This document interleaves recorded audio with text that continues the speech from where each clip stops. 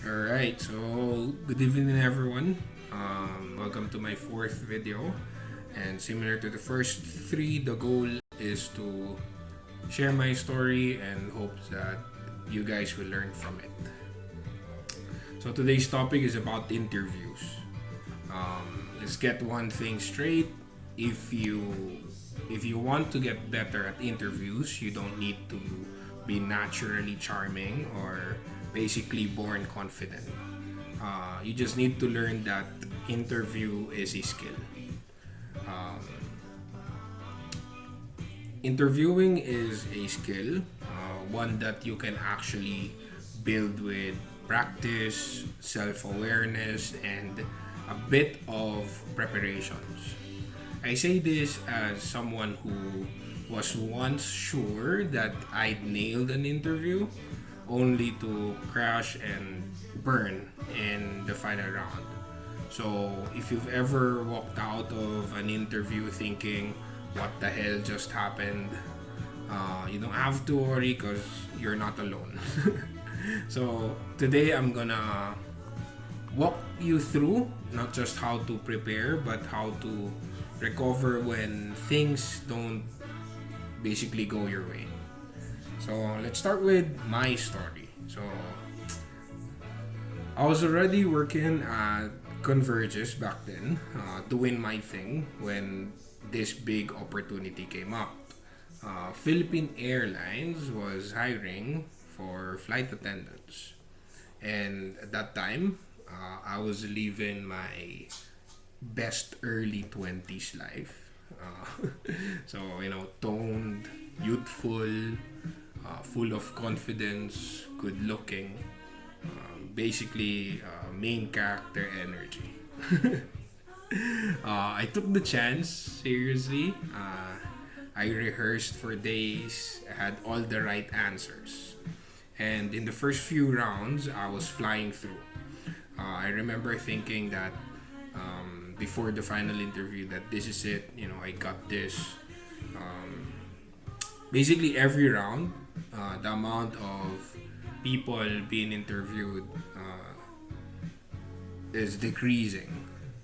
So then came the final interview, and that's when things took a turn. See, all the answers that I had carefully prepared, they suddenly sounded too much, too polished, too braggy. So instead of showing confidence, I came off as arrogant. And just like that, I did not make the cut. That experience taught me a painful but important truth, and that is confidence gets you noticed, but arrogance gets you disqualified.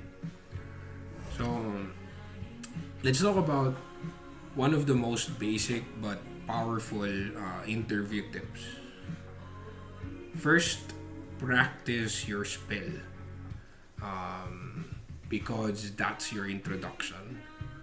You need to practice your tell me about yourself, your first impression. So remember that question is not just a filler. It sets the tone for the entire conversation. But here's the trick. You need to practice without sounding rehearsed. Yes, you may have key points ready. For example, your name, your background, your skills, but it has to feel like a conversation, not a performance. You need to talk to a mirror, um, record your voice, listen to how you sound, and but the goal is to make your words feel like you're just naturally saying it. Even if it will take you like 500 times, um, the goal is to make sure that you get there. So next is your resume. So your resume isn't just a formality. It's your cheat sheet, your storytelling guide. You should know every line on that document, not just what's written, but the story behind it. Uh, why did you leave the job? What did you learn in that role? Which project are you most proud of? And why are you proud of? And when you know your resume inside out, you come across as prepared, um, ref- reflective, trustworthy.